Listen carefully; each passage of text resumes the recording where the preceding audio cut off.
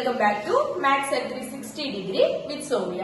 ഇന്ന് നമ്മൾ ഡിസ്കസ് ചെയ്യാൻ പോകുന്നത് സ്റ്റാറ്റിസ്റ്റിക്സ് മെയിൻ ആയിട്ടുള്ളത് BSc സ്റ്റാറ്റിസ്റ്റിക്സ് എടുത്ത കുട്ടികളുടെ സെക്കൻഡ് സെമസ്റ്ററിന്റെ കോംപ്ലിമെന്ററി മാത്തമാറ്റിക്സിന്റെ പ്രീവിയസ് ഇയർ ക്വസ്റ്റ്യൻ പേപ്പർ ആണ്. അതിന് 2022 വർഷത്തെ ക്വസ്റ്റ്യൻ പേപ്പർ ആണ് നമ്മൾ ഇന്ന് ഡിസ്കസ് ചെയ്യാനായിട്ട് പോകുന്നത്. അപ്പൊ അതിന്റെ അകത്ത് പാർട്ടി എന്ന് പറയുന്നത് ആകെ 5 ക്വസ്റ്റ്യൻസ് ഉണ്ട്. അത് 4 എണ്ണം നിങ്ങൾ അറ്റൻഡ് ചെയ്താൽ മതി. ആ 4 എണ്ണത്തിന് ഓരോന്നിനും 1 മാർക്ക് വീതം ടോട്ടൽ 4 മാർക്കാണ് പാർട്ടി എ എന്നുള്ളത്. അപ്പൊ നമുക്ക് എന്തൊക്കെയാണ് ക്വസ്റ്റ്യൻസ് എന്ന് നോക്കാം. ഒന്നാമത്തെ question evaluate limit x tends to 2, y tends to -1, y tends to -1, x minus y divided by x square minus 2y. അപ്പൊ ഇവിടെ ചെയ്യുന്നത് എന്താണെന്ന് വെച്ച് കഴിഞ്ഞാല് എക്സിന് 2 കൊടുക്കും, വൈക്ക് -1 കൊടുക്കും. അങ്ങനെ കൊടുത്തു കഴിയുമ്പോൾ ഇതൊരിക്കലും ഇൻഫിനിറ്റി ബൈ ഇൻഫിനിറ്റിയോ അല്ലെങ്കിൽ 0/0 ഫോമിലേക്ക് വരുന്നില്ല. അപ്പൊ നമുക്ക് ഇവിടെ എൽ ഹോസ്പിറ്റൽ റൂൾ ഒന്നും അപ്ലൈ ചെയ്യേണ്ട, ഡയറക്റ്റ് ഈ ഒരു വാല്യൂസ് സബ്സ്റ്റിറ്റ്യൂട്ട് ചെയ്തിട്ട് ആൻസർ ഒന്ന് എഴുതിയാൽ മതി. 1 മാർക്കിന്റെ ക്വസ്റ്റ്യൻ ആണ്, അതുകൊണ്ടാണ് ഇത്രയും സിമ്പിൾ ആയിട്ട് നിങ്ങൾക്ക് വന്നിട്ടുള്ളത്. സോ ഇത് നമുക്ക് എക്സിന് 2 കൊടുക്കണം, 2 മൈനസ് വൈക്ക് എന്ത് കൊടുക്കണം, -1 കൊടുക്കണം, divided by 2 square minus 2 into -1. അപ്പൊ ഇതൊന്ന് വാല്യൂ നോക്കുക. That is this is equal to 2 minus -1, that is 2 plus 1 വരും. 2 plus 1 divided by 4 minus 2 into -1. 2 into -1 പറഞ്ഞാൽ -2. -2 മൈനസും കൂടെ വരുമ്പോൾ എന്തായി, +2 ആയി. So 4 plus 2 that is equal to 3/6 equal to 1/2. So ഇതാണ് അതിന്റെ ആൻസർ. ഒന്നാമത്തെ ക്വസ്റ്റ്യൻ ഏത് പാഠത്തിൽ നിന്നുള്ളതാണ്, ഫസ്റ്റ് യൂണിറ്റിൽ നിന്നുള്ളതാണ്. ഇത് ഞാൻ എഴുതാൻ കാരണം നമ്മുടെ സിലബസിലെ മാർക്ക് ഡിസ്ട്രിബ്യൂഷനെ വെച്ച് എത്രത്തോളം വേരിയേഷൻ വരുന്നുണ്ട് എന്നുള്ള കാര്യം നമുക്ക് ഡിസ്കസ് ചെയ്യാനായിട്ടുള്ളതാണ്. എല്ലാ ക്വസ്റ്റ്യൻസും നമ്മൾ ഡിസ്കസ് ചെയ്യുന്നതാണ് ഇങ്ങനെ. സോ അതിന്റേതായി അടുത്ത രണ്ടാമത്തെ ക്വസ്റ്റ്യൻ എന്താ പറയുന്നത്, state Euler's theorem four homogeneous functions. എപ്പോഴും തന്നെ ചോദിച്ച് കണ്ടിട്ടുള്ള ക്വസ്റ്റ്യൻ ആണ് ഓയിലേഴ്സ് തിയറം. തീർച്ചയായിട്ടും നിങ്ങൾ പഠിച്ചു വെക്കണം. ഇപ്പൊ സ്ക്രീനിൽ നിങ്ങൾ ആ ഒരു ഓയിലേഴ്സ് തിയറം സ്റ്റേറ്റ്മെന്റ് കാണുന്നുണ്ടാവും. സോ ഓയിലേഴ്സ് തിയറം നിർബന്ധമായിട്ടും പഠിച്ചു വെക്കേണ്ട സ്റ്റേറ്റ്മെന്റ് ആണ് കേട്ടോ. സോ അത് നിങ്ങൾ പഠിക്കുക. അത് നമ്മൾ ഏത് പാഠത്തിൽ നിന്നുള്ളതാണ്, ഓയിലേഴ്സ് തിയറം ഒന്നാമത്തെ പാഠത്തിൽ തന്നെ ഉള്ളതാണ്. സോ ഒന്നാമത്തെ പാഠത്തിൽ ഇപ്പൊ തന്നെ 2 മാർക്ക് ഉള്ളതായി. അടുത്തത് മൂന്നാമത്തെ ക്വസ്റ്റ്യൻ നമുക്ക് നോക്കാം.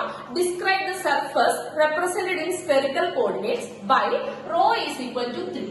അപ്പൊ അത് rho is equal to 3 എന്ന് പറഞ്ഞാൽ radius is equal to 3. അപ്പൊ നമുക്ക് spherical coordinates എന്താണ് എന്ന് അറിയണം. spherical coordinates എന്തൊക്കെയായിരുന്നു, x is equal to rho sin phi cos theta, y is equal to rho cos phi rho sin phi sin theta, z is equal to rho cos phi.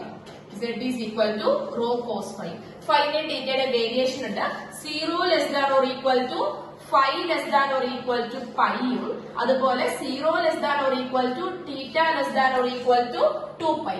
So ഇതാണ് spherical coordinates. അപ്പൊ നമ്മൾ ഇവിടെ എന്ത് ചെയ്യണം, rho is equal to 3 means represent ചെയ്യുന്ന സർഫസിന്റെ equation എഴുതാൻ. അപ്പൊ സിമ്പിൾ ആയിട്ട് എന്ത് ചെയ്താൽ മതി, ഈ റോയുടെ സ്ഥാനത്ത് എല്ലാം 3 കൊടുക്കുക. Rho x is equal to 3 sin phi cos theta, y is equal to 3 sin phi sin theta, z is equal to 3 cos phi. So ഇത്രയേ ഉള്ളൂ മൂന്നാമത്തെ ക്വസ്റ്റ്യൻ. മൂന്നാമത്തെ ക്വസ്റ്റ്യൻ ഏത് പാഠത്തിൽ നിന്നുള്ളതാണ്, മീൻസ് ട്രാൻസ്ഫോർമേഷൻ വരുന്നത് 3rd യൂണിറ്റിൽ നിന്നുള്ളതാണ്. സോ മൂന്നാമത്തെ ക്വസ്റ്റ്യൻ മൂന്നാമത്തെ പാഠത്തിൽ നിന്നുള്ളൂ. അടുത്തത് നാലാമത്തെ ക്വസ്റ്റ്യൻ ഏതാണ് എന്ന് നോക്കാം. നാലാമത്തെ ക്വസ്റ്റ്യൻ എന്ന് പറയുന്നത് നമുക്കൊരു മെട്രിക്സ് തന്നിട്ടുണ്ട്. A is equal to തന്നിരിക്കുന്ന മെട്രിക്സ് 1 0 0 0 2 0 0 0 3. ഇതാണ് തന്നിരിക്കുന്ന മെട്രിക്സ്.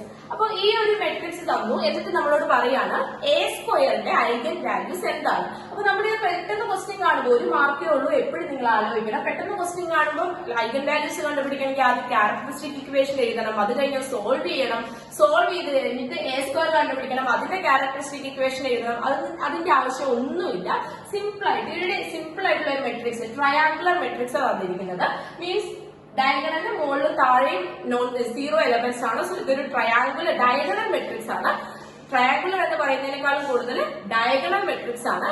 സോ ഡയഗണൽ മെട്രിക്സിന്റെ ഐഗൻ വാല്യൂസ് എന്ന് പറയുന്നത് അതിന്റെ ഡയഗണൽ എൻട്രീസ് ആണ്. സോ നമുക്കിവിടെ ഐഗൻ വാല്യൂസ് ഓഫ് എ എന്ന് പറയുന്നത് എന്താണ്, 1 2 3 ആണ്. കാരണം ഡയഗണൽ എൻട്രീസ് 1 2 3 ആണ് അല്ലെ. സോ അപ്പം എ സ്ക്വയറിന്റെ ഐഗൻ വാല്യൂസ് എന്ന് പറയുന്നത് ഈ എയുടെ ഐഗൻ വാല്യൂസിന്റെ സ്ക്വയറുകളായിരിക്കും. So 1 square 2 square 3 square. ഇനി a ക്യൂബിന്റെ ആണെങ്കിൽ എങ്ങനെയായിരിക്കും 1 ക്യൂബ് 2 ക്യൂബ് 3 ക്യൂബ് അങ്ങനെ. അപ്പൊ നമ്മളോട് ഇവിടെ a സ്ക്വയർ മാത്രമേ ചോദിച്ചിട്ടുള്ളൂ. സോ 1 4 9. സോ ഇത്രയേ ഉള്ളൂ. നാലാമത്തെ ക്വസ്റ്റ്യൻ മെട്രിക്സ് ആണ്. മെട്രിക്സ് ഏത് യൂണിറ്റിന്ന് വരുന്നു? നാലാമത്തെ യൂണിറ്റിന്ന് വരുന്നു.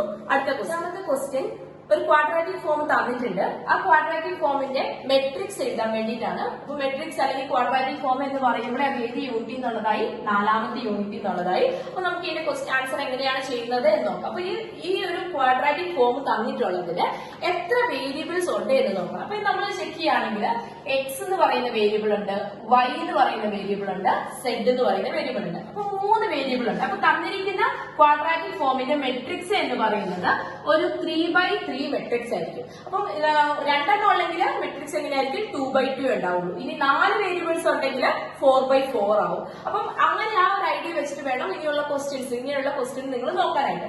മെയിൻ ആയിട്ട് നിങ്ങൾക്ക് 3/3 മെട്രിക്സിന്റെ ക്വാഡ്രാറ്റിക് ഫോമേ തരത്തുള്ളൂ. അപ്പൊ നമുക്ക് ഇതിന്റെ മെട്രിക്സ് എങ്ങനെയാണ് എഴുതുന്നത് ഇത് നിങ്ങൾ പഠിച്ചു വെക്കണം. എപ്പോഴും തന്നെ ചോദിക്കും.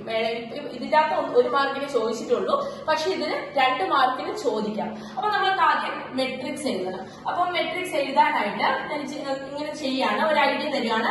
പെൻസിൽ കൊണ്ട് നിങ്ങൾ എന്ത് ചെയ്യാം? ഇവിടെ XYZ എഴുതുക, ഇവിടെയും XYZ എഴുതുക. എന്നിട്ട് നമ്മൾ ഇവിടെ നോക്കി 2x² മീൻസ് XX പൊസിഷനിൽ എന്താണ്? 2 വരണം. അപ്പം XX പൊസിഷൻ ഒന്നേ ഉള്ളൂ. സോ 2 എഴുതി. അടുത്തത് 3y². അപ്പൊ YY പൊസിഷൻ എന്ന് പറയുന്നത് ഇതാണ് അല്ലെ? ഇവിടെയും y ഇവിടെയും y. അപ്പൊ YY പൊസിഷനിൽ ഏത് എഴുതണം? 3 എഴുതണം. സോ 3 എഴുതി. അടുത്തത് പ്ലസ് 4z². അപ്പൊ z² എന്ന് പറഞ്ഞാൽ സെറ്റ് പൊസിഷൻ അടുത്ത diagonal value means set position എത്ര വന്നു? 4 ആണ്. സോ അത് 3 നമ്മൾ എഴുതി. x², y² z² വേരിയബിൾസ് കഴിഞ്ഞു. ഇനി അടുത്തത് ഏതാണ്? YZ എന്ന് പറയുന്ന പൊസിഷൻ ഏതൊക്കെ വരുന്നുണ്ട്? YZ എന്ന് പറയുമ്പോൾ ഇവിടുന്ന് y ഇവിടുന്ന് z ഈ ഒരു പൊസിഷനും വരുന്നുണ്ട്. അതുപോലെ തന്നെ ഇവിടുന്ന് y ഇവിടുന്ന് z ഈ ഒരു പൊസിഷനും വരുന്നുണ്ട്. നിങ്ങൾക്ക് മനസ്സിലായി എന്ന് വിചാരിക്കുന്നു. അപ്പൊ YZ-ന് 2 പൊസിഷൻ വരുന്നുണ്ട്. അപ്പൊ ഈ YZ-ന്റെ വേരിയബിൾ മീൻസ് കോഎഫിഷ്യന്റ് എന്താണ്? -4. അപ്പൊ -4നെ ഈക്വൽ ആയിട്ട് ഡിവൈഡ് ചെയ്യണം. അപ്പൊ -4ന്റെ ഈക്വൽ ഡിവിഷൻ എന്താ? -2 -2. അപ്പൊ നമ്മൾ എന്ത് ചെയ്യുന്നു? ഈ 2 YZ പൊസിഷനിലേക്കും ആ ഈക്വൽ ഡിസ്ട്രിബ്യൂഷൻ അങ്ങ് കൊടുക്കും. -2 -2. അടുത്തത് XZ-ന്റെ പൊസിഷൻ. XZ-ന്റെ പൊസിഷൻ എന്ന് പറഞ്ഞാൽ ഇവിടെ നോക്കിയ x ഇവിടെ നോക്കിയ z. അപ്പൊ ഇതൊരു XZ പൊസിഷൻ ആണ്. അടുത്ത XZ പൊസിഷൻ ഏതാണ്? ഇവിടെ നിന്ന് നോക്കിയ x ഇവിടെ നോക്കിയ z. സോ ഇത് XZ പൊസിഷൻ ആണ്. ഈ ഒരു പോയിന്റും ഈ ഒരു പൊസിഷനും. അപ്പം XZ പൊസിഷന്റെ കോഎഫിഷ്യന്റ് എന്താണ്? -2. -2ന്റെ പകുതി എത്രയാണ്? അല്ലെങ്കിൽ ഈക്വൽ ഡിവൈഡ് ചെയ്യുമ്പോൾ എത്രയാണ്? -1. സോ -1 അവിടെ കൊടുത്തു. അടുത്ത ഏത് പൊസിഷനാ? XY position. XY പൊസിഷൻ ഏതൊക്കെയാ? ഇവിടെ നോക്കിയ x ഇവിടെ നോക്കിയ y ഇതൊരു പൊസിഷൻ ആണ്. അതുപോലെ ഇവിടെ നോക്കിയ x ഇവിടെ നോക്കിയ y ഇതൊരു XY പൊസിഷൻ ആണ്. അപ്പൊ XY പൊസിഷന്റെ കോഎഫിഷ്യന്റ് എന്താണ്? 2 ആണ്. 2ന്റെ നേരെ പകുതി എത്രയാണ്? 1 ആണ്. സോ ഇങ്ങനെയാണ് നമ്മൾ ക്വാഡ്രാറ്റിക് ഫോം എഴുതുന്നത്. നിങ്ങൾ മനസ്സിലാകാത്തവരുണ്ടെങ്കിൽ തീർച്ചയായിട്ടും ഡൗട്ട് കമന്റ് ആയിട്ട് ചോദിക്കാം. ഞാൻ മീൻസ് അടുത്ത വീഡിയോയിൽ അത് എക്സ്പ്ലെയിൻ ചെയ്യുന്നതായിരിക്കും. സോ ഇത് നിങ്ങൾ കൃത്യമായിട്ട് പഠിക്കുക. എന്തായാലും എക്സാമിൽ ചോദിക്കുന്നതായിരിക്കും. സോ ഇതിന്റെ അടുത്ത പാർട്ടുകൾ ഞാൻ അടുത്ത വീഡിയോസിൽ അപ്ലോഡ് ചെയ്യുന്നതായിരിക്കും. നിങ്ങൾ വെയിറ്റ് ചെയ്തിരിക്കുക. അതുപോലെ തന്നെ ആദ്യമായിട്ട് ഈ ചാനൽ ആരെങ്കിലും കാണുന്നുണ്ടെങ്കിൽ തീർച്ചയായിട്ടും വീഡിയോ ലൈക്ക് ചെയ്യുക. ഓൾസോ ചാനൽ സബ്സ്ക്രൈബ് ചെയ്യുക കേട്ടോ. Thank you.